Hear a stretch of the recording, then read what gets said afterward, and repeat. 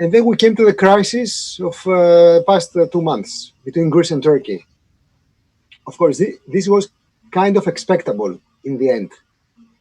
Mm-hmm. The Turkish government, any kind of comment put aside, but there was a solid, thorough argument. In Turkey, we have 4 million refugees, and we received some money from EU. Now it's time to send to you some of them. And solidarity among the EU, then we have to check, to see, do we have any solidarity? Because solidarity is not just an ethical or principle, it's a legal principle written in the EU treaty. And the relocation scheme was a small piece of solidarity, but this is expired. So only 50,000 or so people who were in Greece and in Italy were transferred to other countries, and this was the solidarity, exhausted by European Union. So the what we call urbanization of the European Union policies were spread and became normality. This is a big issue here, that anti-refugee feelings became politics and became also law, breaking EU law. And this is our problem. It's not the problem with the refugees or others, because our rule of law is now falling apart. This is the main issue according to this. If you take the humanitarian crisis, it's a huge humanitarian crisis, because slowly, we don't keep even the pretext of it. So we don't save lives. We say security above all. Step by step, we destroy the whole construct of a solid part of international law that was the refugee law since the 50s. So this is a very fragile new system we are establishing, feeding extreme right feelings and political parties. And if you put it to this fragile bilateral issue between Greece and Turkey, and this is a kind of, let's say, bomb between us that we don't want. And this is the paradox that COVID-19 came to save us somehow. I mean, somehow. I'm talking about the crisis of the past 2 months, when there were, I don't know how many thousand people trying to cross the border of Meric-Evros River. So because of COVID, both countries stepped back to deal with the COVID issue now. But we need to have policies and law to establish a new scheme. And from no party, there's no any sign in such a direction. And unfortunately, EU is collapsing from inside. This is another paradox. No one is pushing from outside. And this is very, very complicated to deal with, I think. I am speechless. If you want to discuss it, we have to take one chapter by one to discuss the details, the causes and the results. And I think it's a big discussion. So let me stop here. Okay, I'm speechless. So let's move to Lülüfer. Lülüfer, from your side, because Greece and Turkey are neighbors. The two countries share a common sea, which happens to be a problematic sea since ever. We know the disputes about the borders, about whatever. And now we have the situation where there's a shift in Turkey of the sentiments, both at the people's level and political level. We have seen in your report there is a surge of hate speech from the basics of the society, and also there is some also political discourse for hate speech and anti-migrant speech, where it is something unprecedented that happened in Turkey before, right? What's the situation? Can you please give us from your perspective, please? Actually, the arrival of the Syrians to Turkey has been controversial in Turkey all the time at the people level. but the policy was mostly focused on the supporting Syrians, and it was, in a way, appreciated policy, although were not granted, hasn't granted any legal status to refugees. But also, on the other hand, they were the state was supporting and granting some rights like the healthcare service, education, etc. But since 2016 and also Turkey, at the policy level, has started to change its policy, and because of in my view, because of the domestic challenges that AKP government, the government having issues to secure its power in Turkey. That's why it also has changed its rhetoric and also their policy. I mean, how? It's on the one hand, they suspended that morally superior rhetoric over Europe, and highlighting that Turkish government is supporting the refugees, but European Union and the European countries are abandoned the refugees to their own fates. But on the other hand, the government has started to threaten the refugees to send back to their countries. And on the other hand, last year, I mean, a few months back in December 2019, a new law came in force, and those rights used to be entitled to Syrians especially are restricted. And this is only the side of Syrians actually, but the non-Syrians refugees like Afghans, Iraqis, Turkmens, etc., people from Turkmenistan, etc., they did not entitle those rights, and this is that duality among the refugees in Turkey.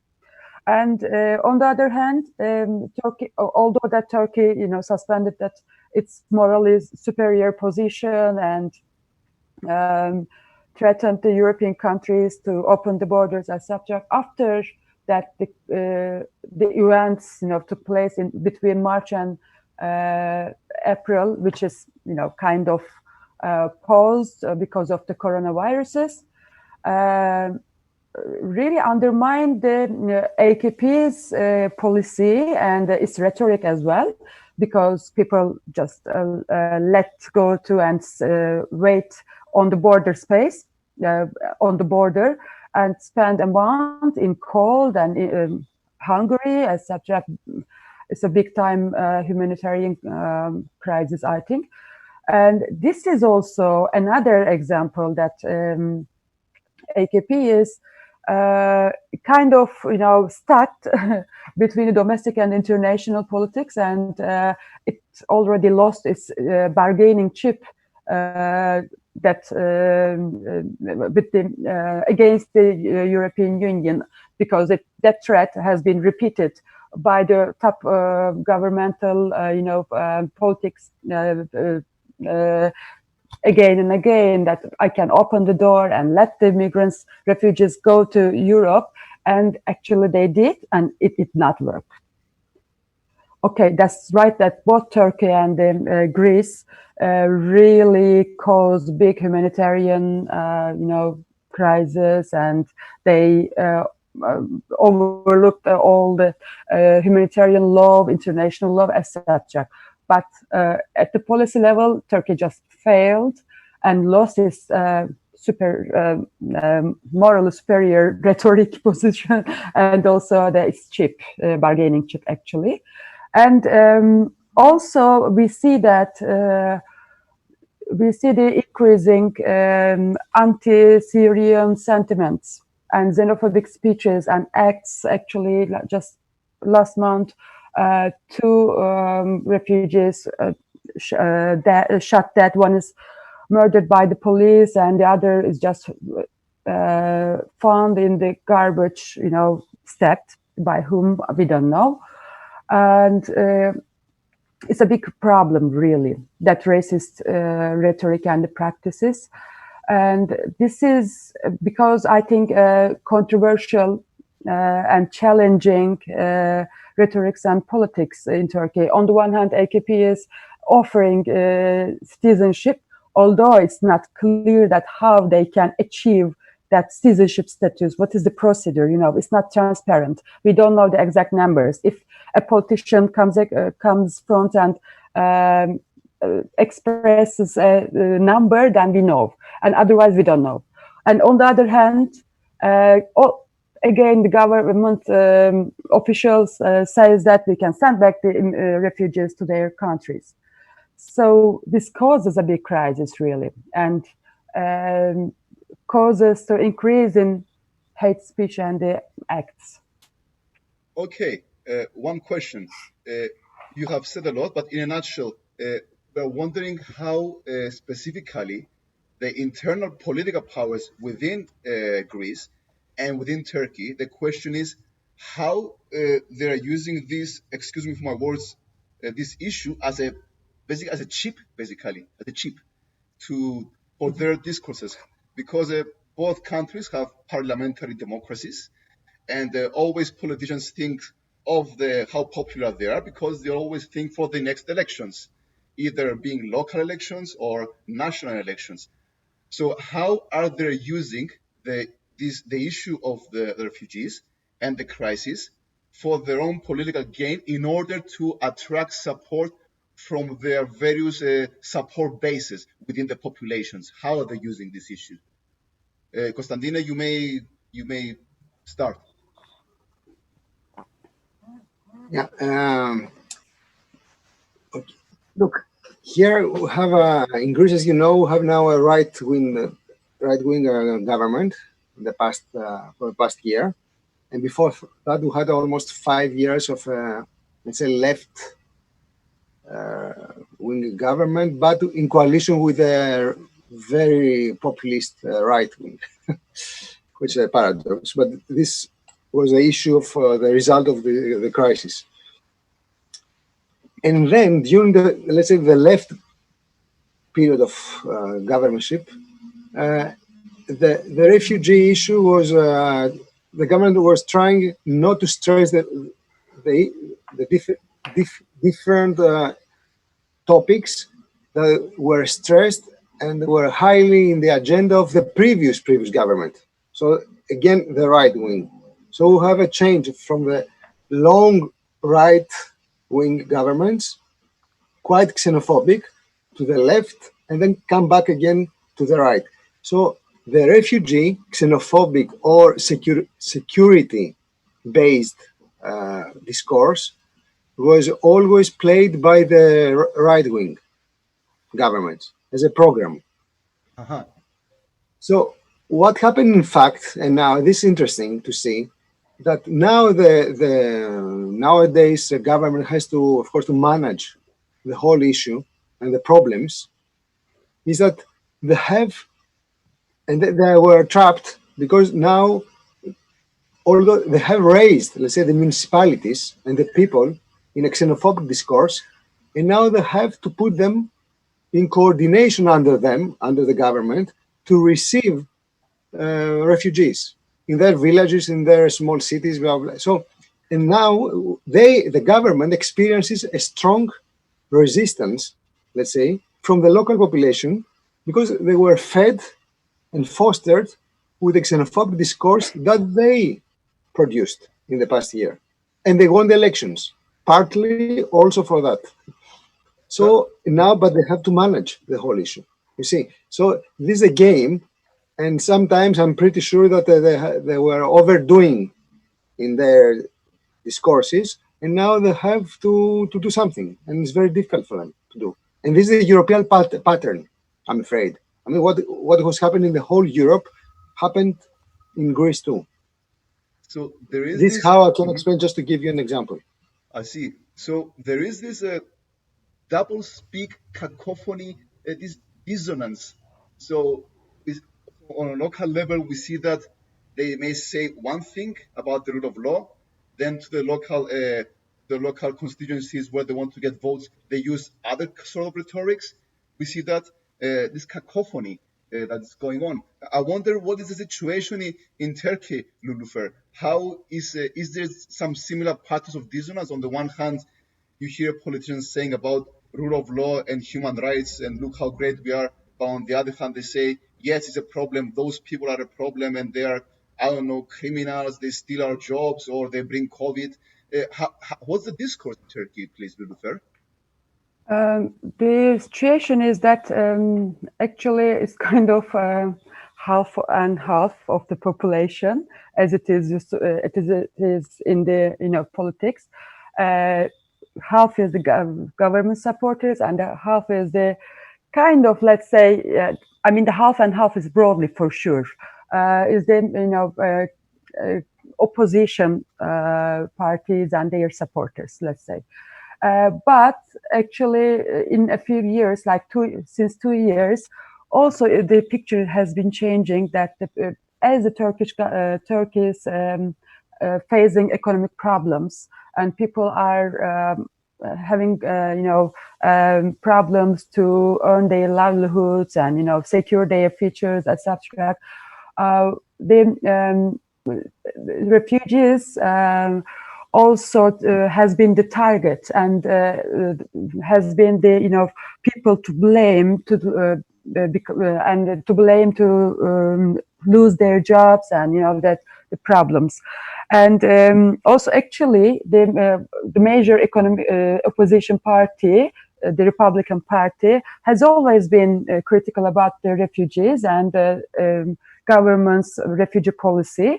And as I remember, the last 5-6 years, since last 5 years, let's say, they've been also saying that if they come to the power, they will, send back the refugees to their home. So now also AKP voters and let's say the people who used to be supporting the AKP's the government party's policies also started to criticize it as Turkey is having economic problems. And on the other hand, it's also has been an issue in Turkey that the suspect of mostly the secularist people, but also Alevis, Kurds, etc. If the government is instrumentalizing the Syrian refugees, especially to instrumentalize them to Islamize the population, kind of demographic engineering, if the AKP is conducting, this was another problem, and this become real critic and a big discussion during the elections, both the local and the general elections, and especially the latest elections was the local election, and during this time also people, the anti-Syrian and anti-refugee sentiments increased because people believed that AKP will provide citizenship to refugees to gain more votes, to gain the power again. These are the top, controversial, challenging points in Turkey, and also people usually associate refugees, especially the Syrians, because their number is far higher than the other groups. They link them to kind of criminal acts, and also it's a bit interesting, but also think that they are culturally not fitting in Turkish culture actually. And accusing again, blaming of involving in criminal acts as well. Right, George. I see we have a question from. We have question. What is it, George? Someone taken the issue of EU breaking its own laws into the European Court. Yeah, I suppose this will go to Konstantinos. Has anyone taken any action to challenge in court about because there's obviously, as you said, Constantine, the acquis is being broken, the laws are being broken. Has anyone taken any action against that?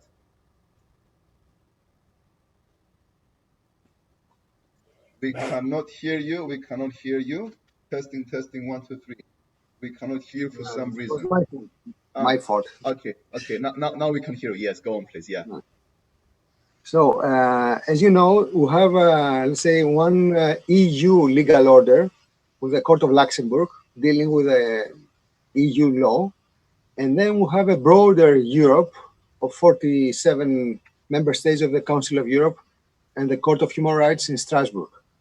So Greece belongs to both, but it's very difficult to find cases dealing with human rights challenging the EU law. That happens, as far as I know, just once from an Afghani refugee, 2 Afghani refugees from Chios, that they were challenging the EU-Turkey statement or declaration. And then this is very interesting, the Court of Luxembourg denied to take the case because it says, sorry, this is not an EU-Turkey bilateral agreement, but it's a bilateral agreement between all member states of EU with Turkey. So this is not EU law. And this reveals the hypocrisy of EU, how they showed people that this is a EU policy, but of course they knew that this was breaking the EU law and the rule of law of European Union. And this is very revealing, I think. But however, we have a lot of cases since the 2000s versus Greece, dealing with the status or the position or the conditions of deprivation of freedom for many different cases.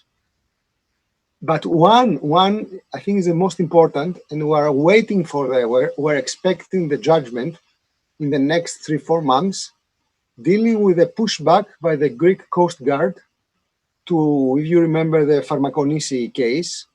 So the small boat coming from Turkey sank, and this was due to maneuvers conducted by the Greek Coast Guard. And then 12 people died. So we took, I'm saying we took because I was the president of the Greek League of Human Rights at that time. So we took the case to the Court of Strasbourg, and we're expecting to be in favor of the victims. So this will show the limits of the powers of the state to do pushbacks. That will be very important for it, I think. And will reveal again this issue, because pushbacks we have a lot in the past year, up to date. I mean, we have hundreds of people that are pushed back to Turkey illegally by both the Greek army and police and Frontex. And I think this is a scandal for European Union to tolerate pushbacks or to supervise pushbacks. Depends how you put the stress in this discussion. Let me ask something just to clarify. That infamous or famous agreement that was enacted in 2016 between EU and Turkey, do you, both of you, it's a question for both of you, do you say that it actually violated national laws and also EU laws by themselves? I'm talking about the agreement that was 4 years ago. Did it actually violate laws?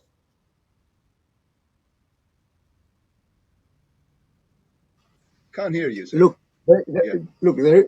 There's a, I would say, if we don't go straight to violation, because you have to take, there are 4 or 5 different things to deal with.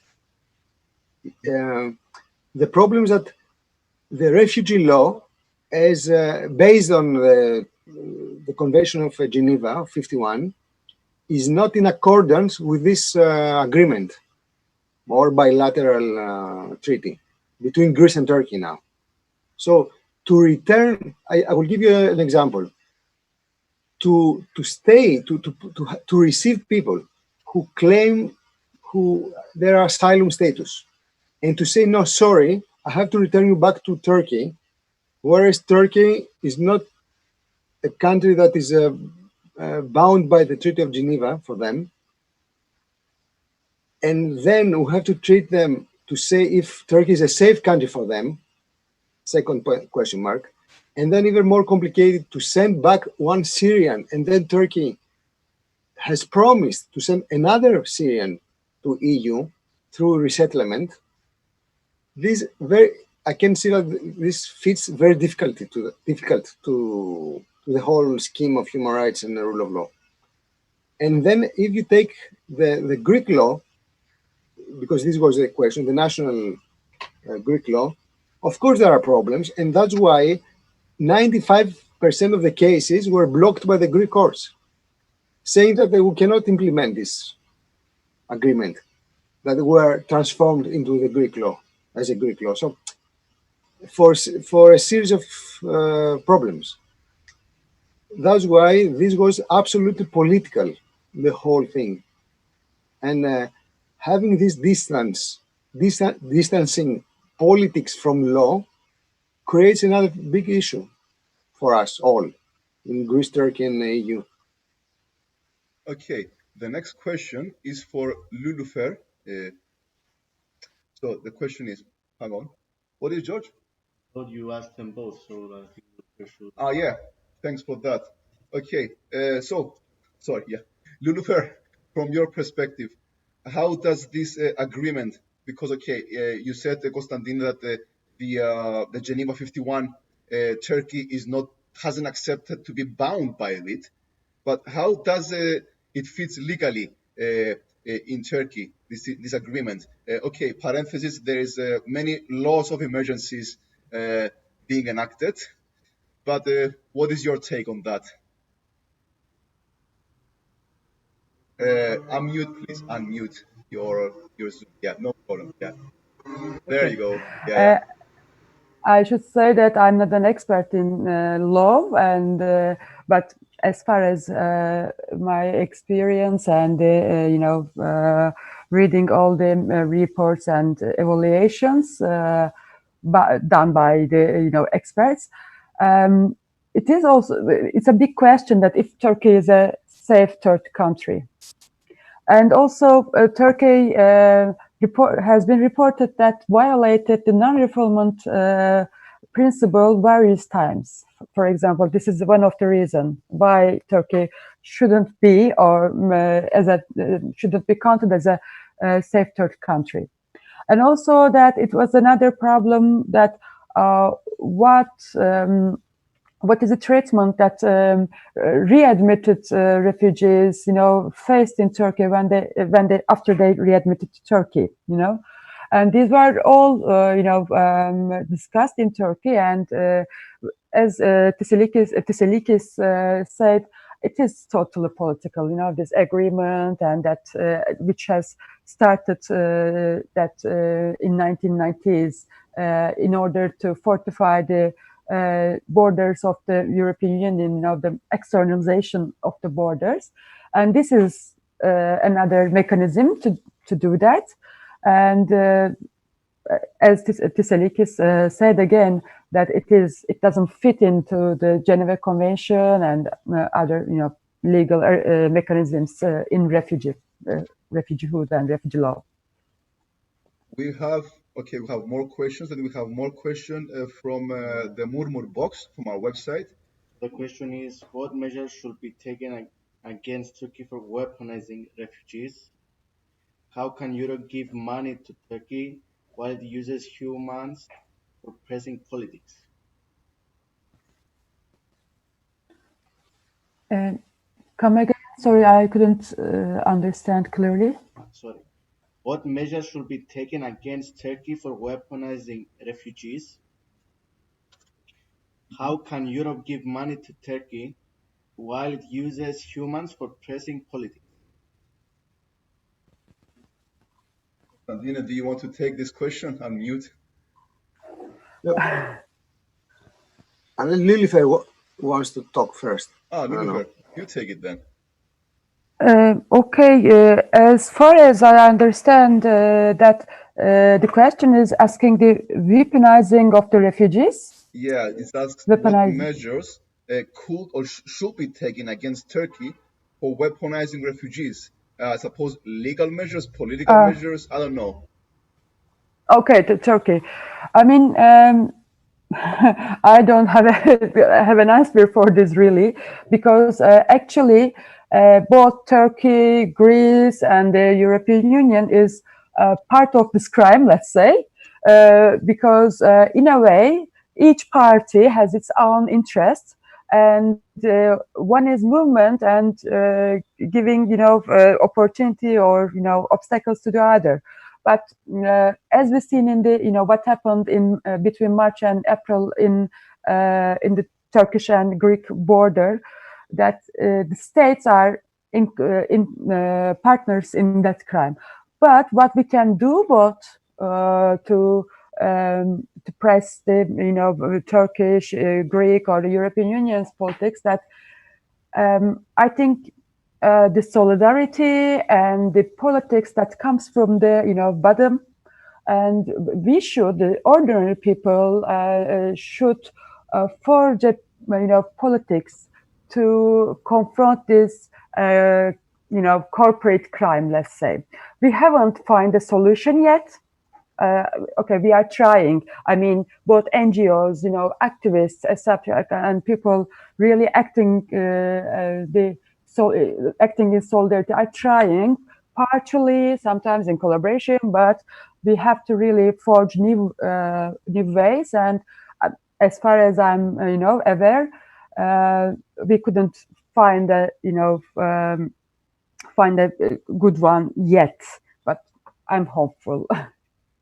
All right.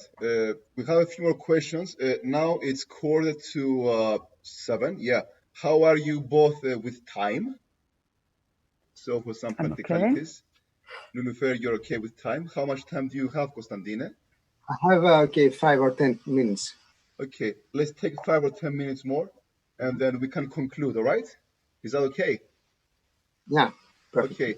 So the last one of the let's choose this one. This the whole route that let's talk about Syrian refugees.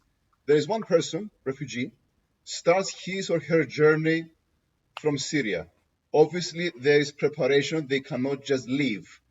They need a facilitation, in quotes, assistance. So they need other people to help them through move what is illegal, move through borders illegally, within quotes, because they are under prosecution, and they have to have, there must be this network of collaborators that they move the refugees from land to land, from coast to coast, from ship to ship, from containers to containers, from truck to truck, from borders to borders in the Balkans, until they reach maybe a European country where someone will take them.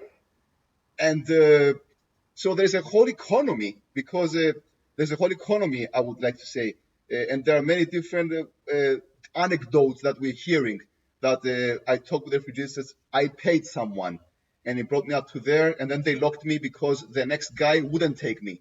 He pulled back. So I was in 2 weeks in a house with no light, and because I couldn't be transferred back. And so we have many anecdotes of maybe basically cheap labor or illegal labor in Europe, or forced marriages sometimes, or so what anecdotes do you have? Because we have seen in Libya, for example, that the contractors that they're being paid to have boats, for example, in the Libyan Sea, that they're paid by the Libyan authorities or by EU, eventually they are part of this corrupted system.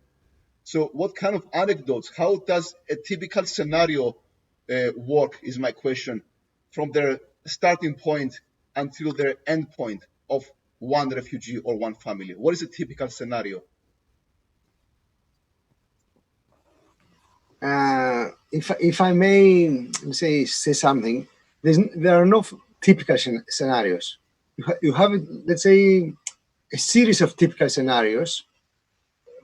Some of them are quite neutral, and some of them are very bad and sad.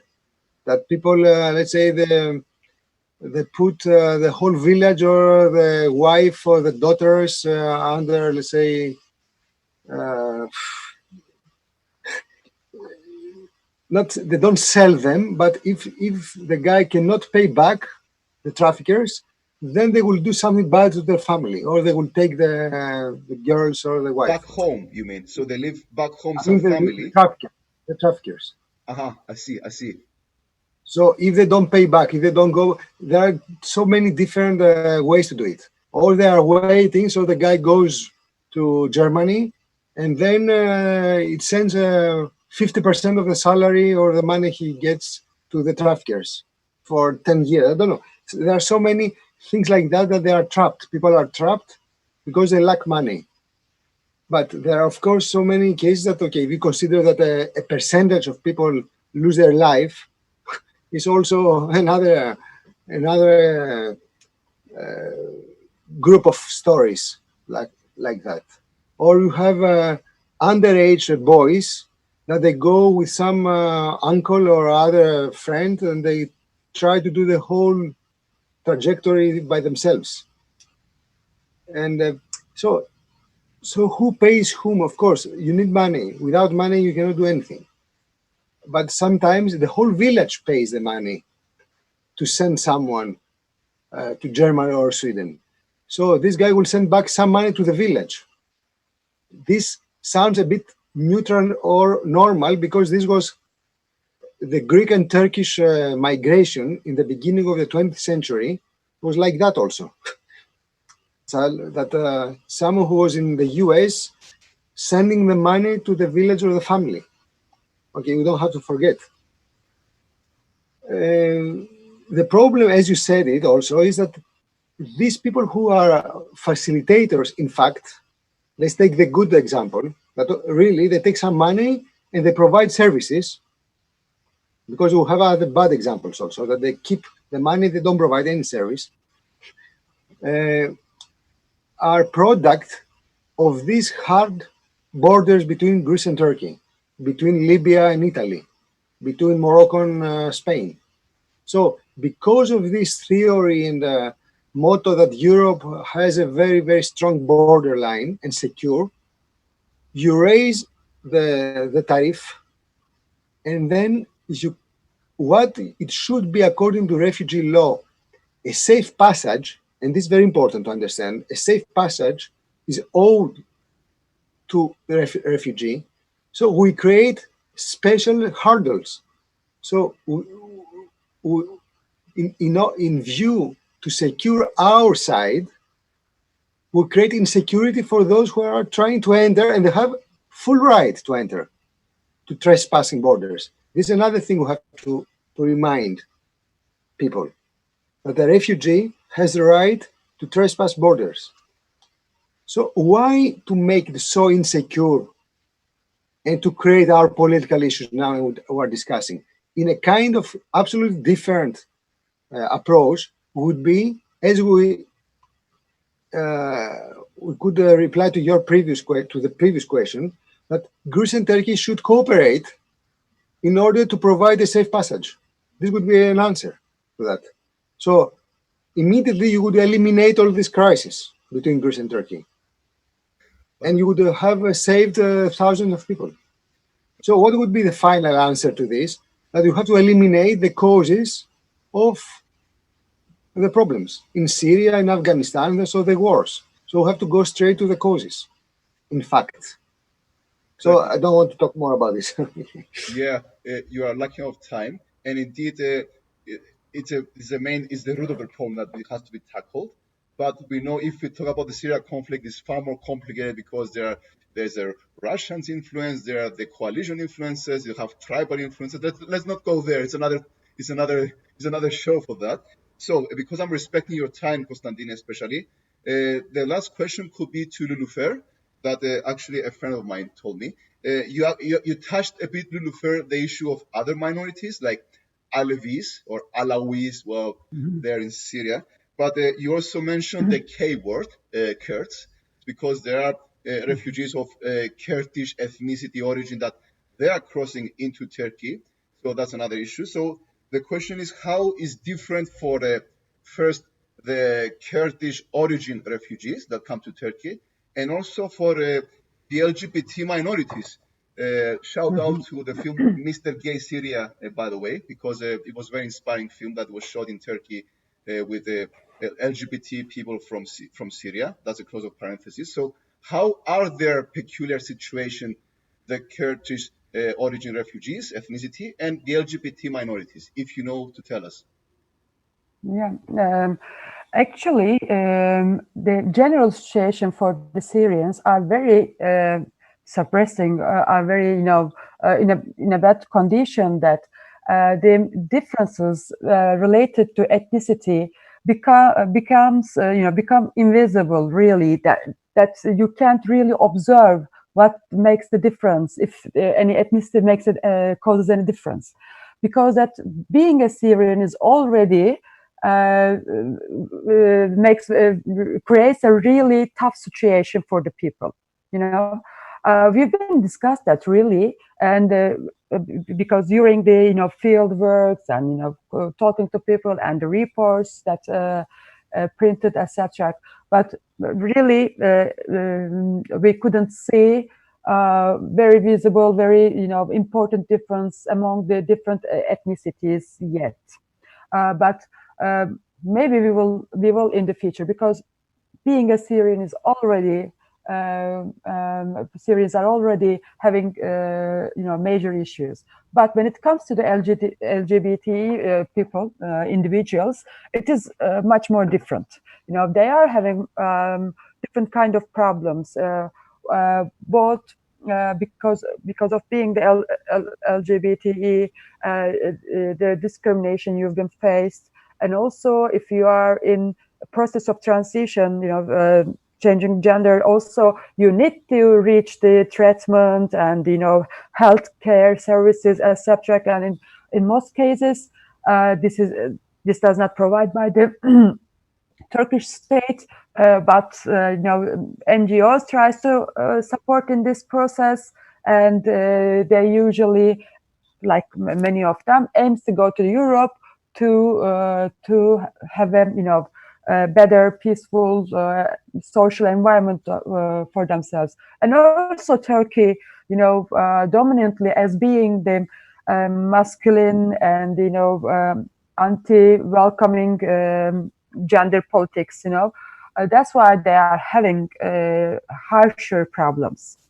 And usually they are having more problem to find a house or reaching the services as well. Okay, let's go to our concluding remarks, because we're respecting time. I'm going to start with you, George. Do you have any closing remarks from your behalf? Actually, I have some. Can you hear me? Go on. Yeah.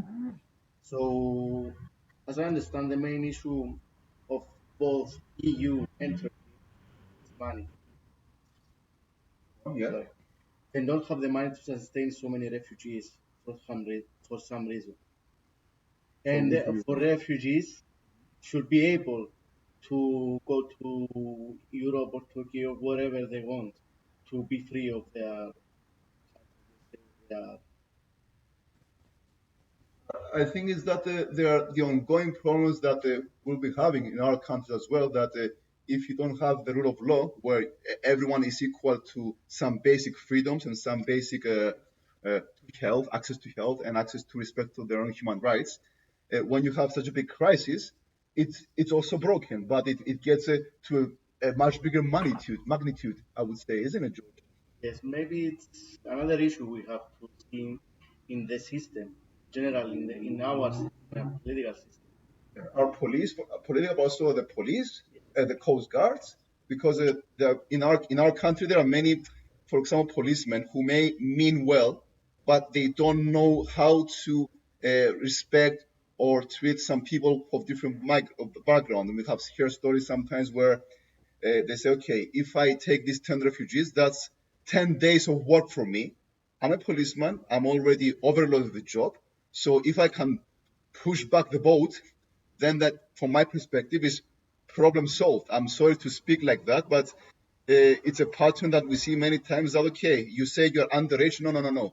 You are 18 years old as a refugee. You're not 16. Please confess and sign this paper that you are 18 years old, because if you're a minor, it's very expensive and very hard for me. But if you are 18 years old, I can just pack you and send you back. This is something that we see on the ground. This many anecdotes, isn't it? Maybe sometimes the one who signs doesn't even know what they are saying. Yeah, if they don't have access to translator, many things to talk about. Your concluding remarks, Lülüfer, and then we go to Konstantinos before we conclude this interview. We didn't put any songs. We had Baba Zula and Altın Gün, but next time I promise to you, especially Lülüfer. Go on, your closing remarks, please. My closing remarks is, unfortunately, I'm not hopeful for a shift in neither in Turkish or the Greeks or the European Union policy, providing safe passage or abiding the international law, etc. And a few days back, actually, Turkish Foreign Minister stated again that people just step back because of the coronavirus, but he said that once the pandemic ends, I'm sure that people will want to go to the Europe. And I'm not saying this is a threaten, but it will happen. So that's at least that says that we will be witnesses of these crimes more and more in coming days and years. But what we can do actually, still protect that our position and to strike back and to organize solidarity as far as we can do, as possible as we can do. That's it. I like very much, Lülüfer, that you brought in the COVID-19 in the mix. It seems that it was also you, Konstantinos, mentioned that COVID-19 played an interesting role to at least the two sides backing up because they have the COVID-19. As we say in Greek, they made the calculations without the hotelier, without first speaking to the boss. And the boss in this situation is COVID-19, as we see this way. So, sorry. Your closing remarks, Konstantinos, before we conclude this interview, please. My closing remark was that it was very positive and interesting to have a Greek-Turkish dialogue based in Cyprus. I think it's one of the rare cases we have this kind of dialogues. And this is a paradigm for cooperation, because without cooperation between civil societies, governments, political parties, or any kind of other group of people, we cannot change the situation. And the situation by itself has a tendency to go to the worse. So we have to find the means to reverse the situation for our societies, for our democracies, and for those people who are in absolute need, and we have to help them. Okay. My closing remarks will be first to thank you, Konstantinos and Lülüfer, for being with us and for tolerating our test mode and for seeing the nice background here in Nicosia, Cyprus. I would like to thank George for being hero and the George downstairs for being heroes and solving some issues with the technical issues. And also, we would like to thank our listeners for their patience. Usually, we put much more songs, but here, because of a special situation, we said, okay, let's take it all the way. Next time will be better, guys and friends listening to us. So, we're improving each time. We're improving by the second month. So, thank you very much. Now it's time for the blurb. You have been listening to Meeting Points with Orestes Tungidis and George Nicolaou. Together with us, Mr. Konstantinos, excuse me for that, Tsitselikis, have made so much rehearsals, and Lülüfer Körükmez. Thank you so much for being with us. This interview is going to be online as well to the social media and the websites of the International UN Watch, the organization which these 6 pilots that we have been commissioned and agreed is being made possible. Yeah. So, thank you very much, and stay safe, stay hygiene, stay clean, stay sane, and we will talk again. And I promise you next time we're going to put more songs. Thank you very much, Konstantinos and Lülüfer. Thank you to all of you. Thank you. Bye-bye. Thank you all. Bye.